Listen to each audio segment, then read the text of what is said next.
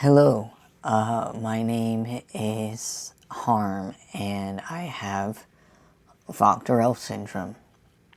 And there's been a lot of things that have happened recently that have clarified, like what my intestines have been doing my entire life. So I was born with anal atresia, which means that I was born without an anus at all, and they had to surgically put an anus in me when I was 3. From 0 to 3, I had a colonoscopy bag, and then they moved the intestine to the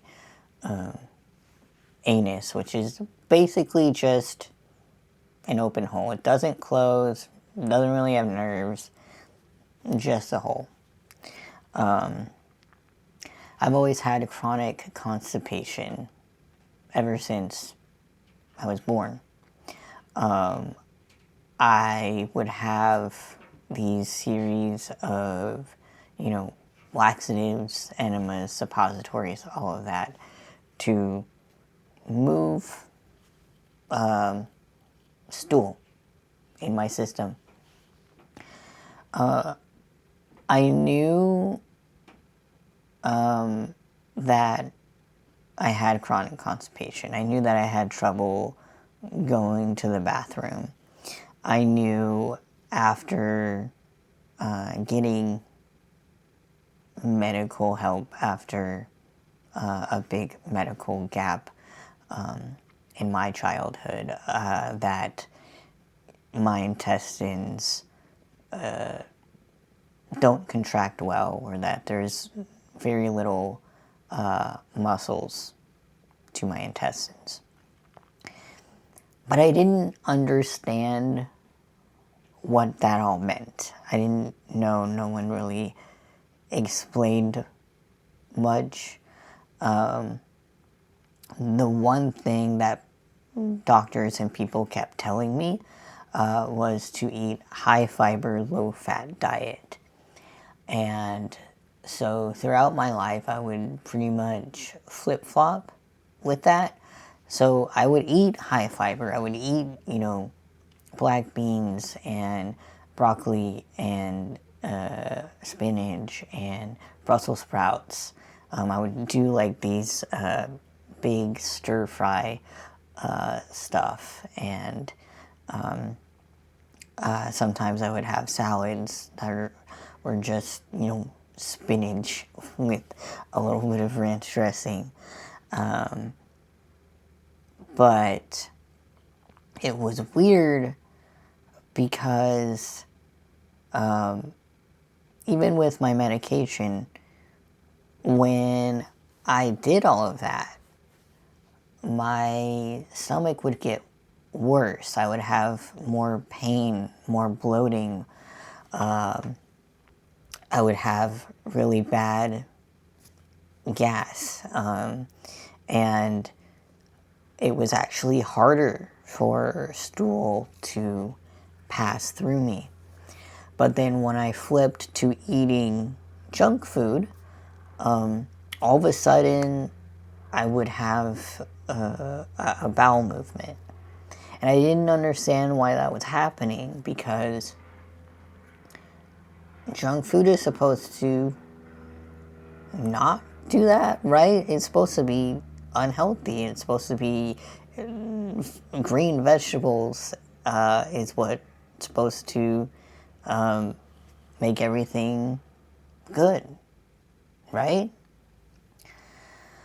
And this would happen throughout my life.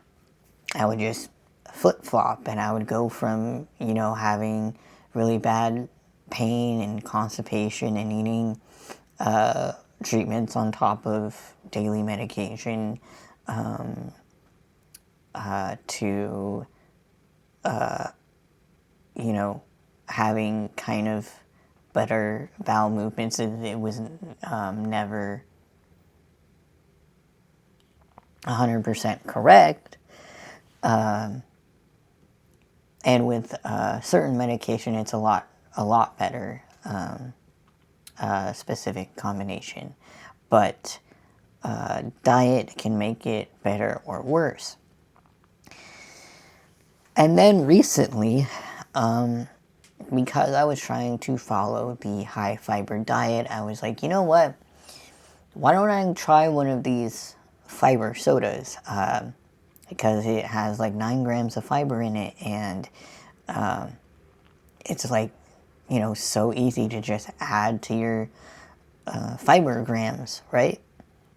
So I would drink those, and I would only get to about half the can, and I would feel bloating and fullness and a little bit of pain, but I would also feel very focused, and I would actually feel kind of high, and this flowy feeling in my head and in my body. But if I drink more than half the can, those sensations would intensify and then create anxiety. And so I was trying to figure out what this was. This is a fiber soda. It's not cannabis. It's not a drug. It's a soda, and just with added fibers in it. But when I looked it up, no one was reporting any of the side effects that I was feeling. If anything, some people just went to the bathroom more, or had a harder time going to the bathroom, or had burps, but no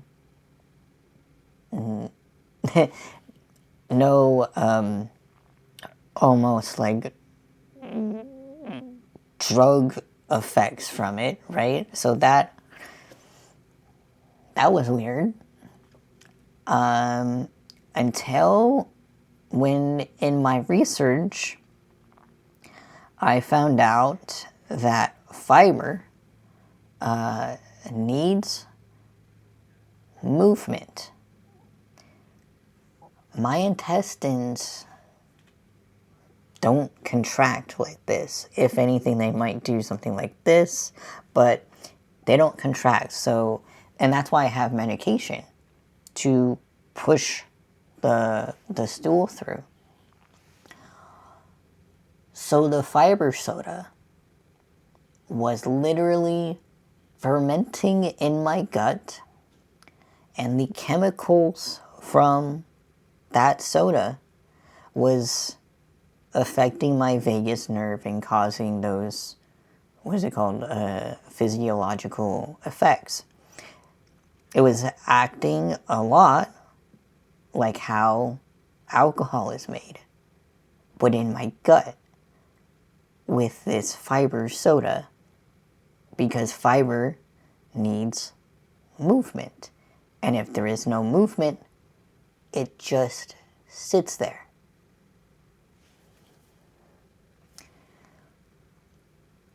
That was a breakthrough for me, because all of a sudden, everything else made sense. When you look at high fiber, or it's called, you know, more insoluble fiber, right? That kind of fiber steals water from your body, which is not good for me.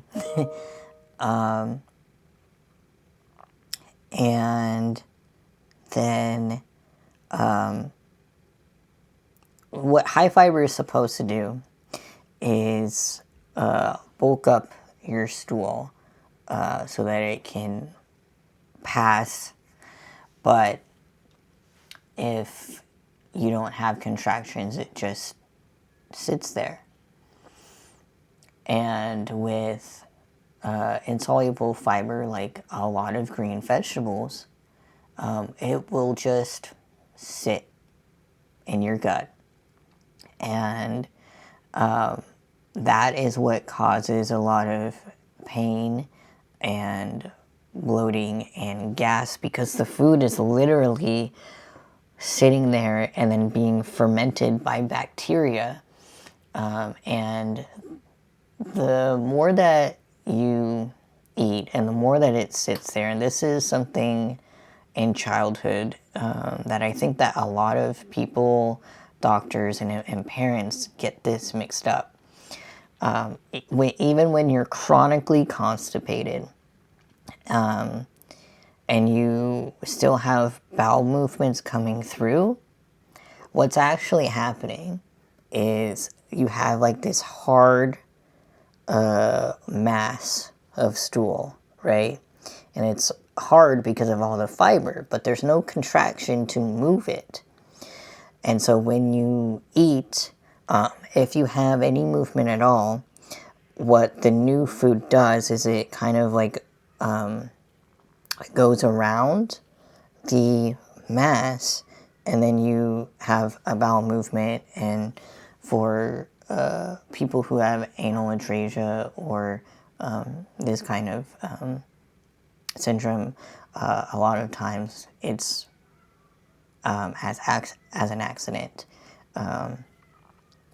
But just because you have bowel movements does not mean that you're not chronically constipated. It actually, if you have frequent bowel movements, but you have a lot of pain and your stomach is really bloated, that's a bad sign.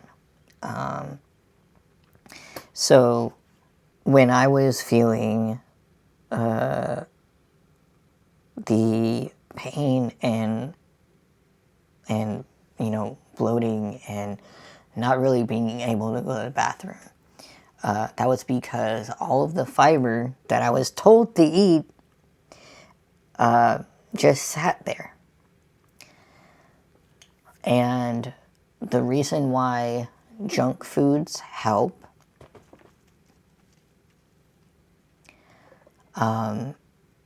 is because they are actually easier to digest. So, for example, a lot of processed foods, not necessarily things like burgers or fried chicken, but if you think about, chicken nuggets and macaroni and cheese and thin burgers, things like that,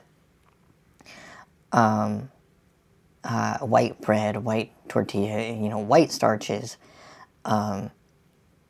they dissolve easily in the gut.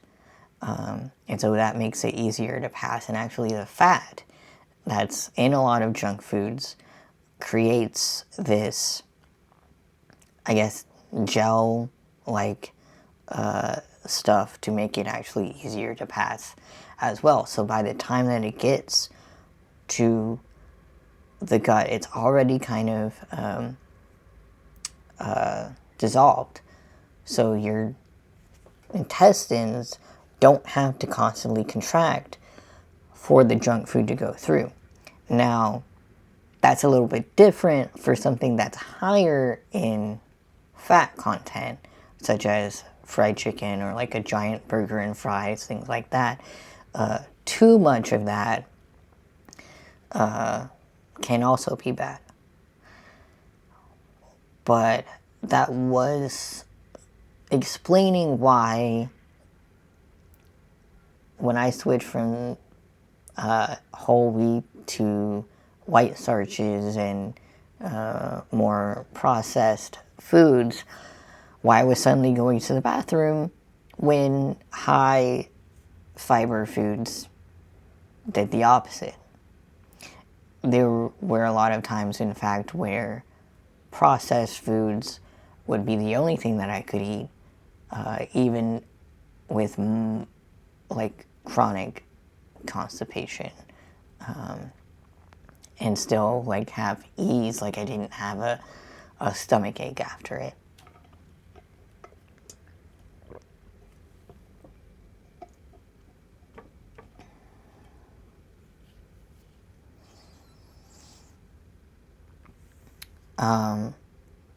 So after researching all this, there was like a switch in my brain because from what I could tell, insoluble fibers steals water from your body, making the stool actually hard and really hard for the intestines. So it flipped a switch in my brain. I'm like, okay, if, those foods steals water, then the opposite of that would be to eat foods with high water content, because it can't steal anything if it already has water in it. So recently, I took out beans, I took out broccoli, I took out Brussels sprouts, I took out spinach. And what I've been eating are things like chicken, deli turkey, dino nuggets. These are all proteins, and I still have like a burger once a week that I make at home. That's a specific 80% lean, 20% fat. And I incorporated things like bell peppers, tomatoes, zucchini, squash, arugula, and keeping my fruits. I didn't switch, but I added cantaloupe because I was curious. Blueberries, grapes, strawberries, bananas. Bananas are actually really good for you for this. So all high water content, and then protein. Protein is also really helpful because it helps with the muscles in the colon, but it also helps because it's low fiber, and it helps with binding the stool or something like that. And then after a few days of doing that, so last year when I went to my GI doctor, and with the current medications that I was on, my stool was very liquid and very yellow, which means that stool was passing through too fast, and so I'm not absorbing nutrients. But before that, I wasn't really going at all, and my stool was very hard coming out if I didn't have some type of laxative to force it through. So it was either really hard, rock-like, or very liquidy, yellow, pass through too fast. But after a few days of doing this high water and protein diet, I suddenly was getting stool that was still very easy to pass, but that healthy, brown, thick stool that my GI doctor last year wanted me to have. So I went in today, because it's my annual, GI doctor day. I went in early in the morning, and I told them about all of this, and He said that he also looked at the colonoscopy that I did like a year or two ago, and he he did confirm that, yeah, my intestines don't contract, and he could tell because my intestines were dilated. And he said that the name for that is colon inertia. And that's when you don't have contractions in your intestine, or they're very little. And the diet that I was just explaining that I figured out for myself, all starting with a fiber soda, leading to high water foods, and more protein, is actually called a low-residue diet. And this diet is something that specialists suggest to patients who need to heal their colon because of a surgery or an upcoming surgery. But it is also something that they recommend for people who have colon inertia. Didn't know that. And there's a couple other things that he said just to warn me about overall with my syndrome. Not what I'm doing, but what my syndrome can lead to. He said to just keep an eye out for colon cancer. So in the next, after a few years, I'll be needing colonoscopies regularly just to make sure. And he talked about a surgery that I may need as a last resort, but that we're doing everything possible to avoid that. So that is what I figured out. And I wanted to share that because I think that it's a really interesting medically and personally, because it's pretty much the opposite of what I was always told. And I didn't have the names for, the constipation. I knew that I would be constipated, but no one told me, you have the name for that is colon inertia. I just referred to my syndrome or anal atresia, but those are not the full picture, or what's going on in my intestines. So what the low residue diet is basically is a low fiber, low fat diet, but low fat does not mean no fat, and it's not a one size fits all. Especially because this diet is specifically tailored to people who are about to go into surgery or just did a surgery. It's also common for people with irritable bowel disease, I think. But it's basically just finding foods that are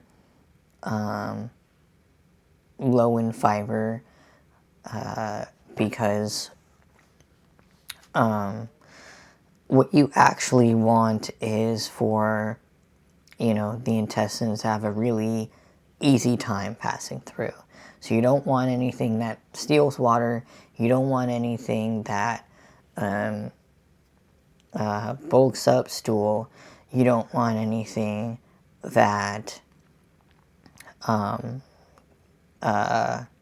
could be hard or difficult to digest, and that could be things like nuts, corn, I forget other things that are hard to digest, but I mean, really high fat content is hard to digest.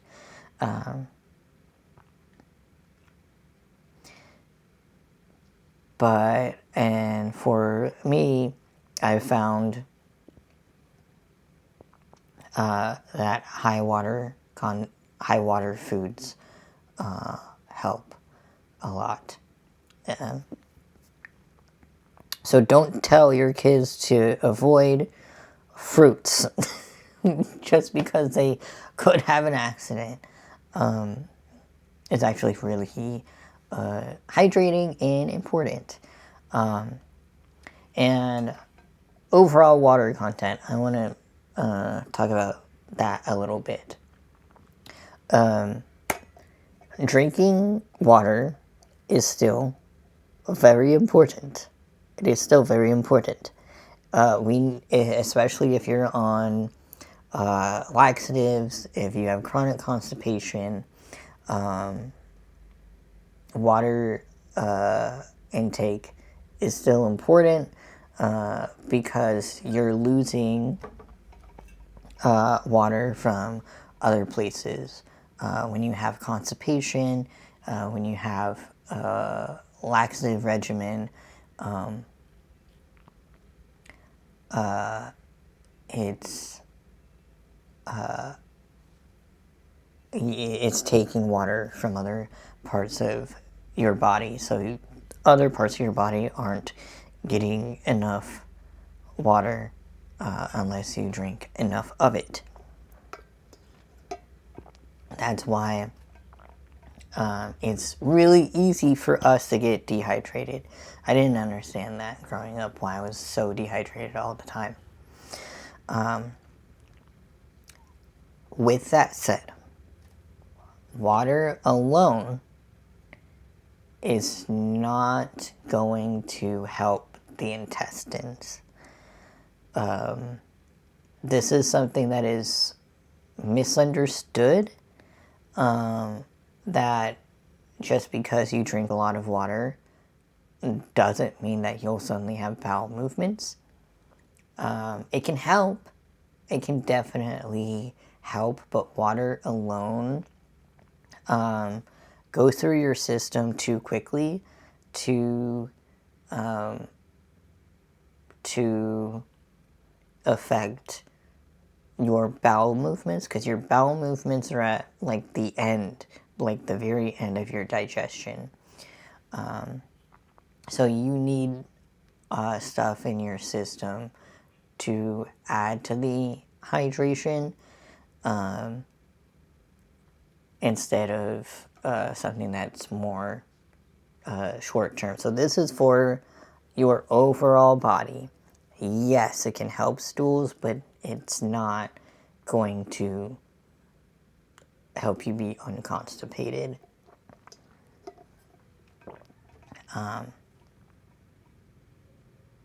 Other foods that have high water content will help. And I also want to say that I know that it can be hard when you don't have control of your bowel movements. So having them at all can be, I guess, trigger shame, especially if other people, including your family, think that you can or should be able to control your bowel movements. But if you have anal atresia or, colon inertia, you literally don't have the contraction muscles in your intestines to tell you that you're going to the bathroom. You don't have nerves in the anus area. And if you're like me where it's just open, you don't have a closing system. So even if you can feel that you're going to the bathroom, you can't stop it, right? So it just forces it down there. But that is way more healthy, and you will feel way better to go in the bathroom and possibly have an accident than for it to be constipated and dealing with pain and bloating and infections. I've gotten life-threatening infections from constipation. It's not fun. And I just wanted to share all of that because it's helped me recently, and I have the terminology now for myself, and knowing at least more on where to go from here, how to take care of myself, and I know that other people who have, this syndrome are going through similar things as me. I know that it's very misunderstood. And this isn't medical advice or anything. This is just me telling my experience because I think that it would be helpful for others to hear it. Whether you have this syndrome or you know someone who has the syndrome, hopefully this helps. And thank you for watching.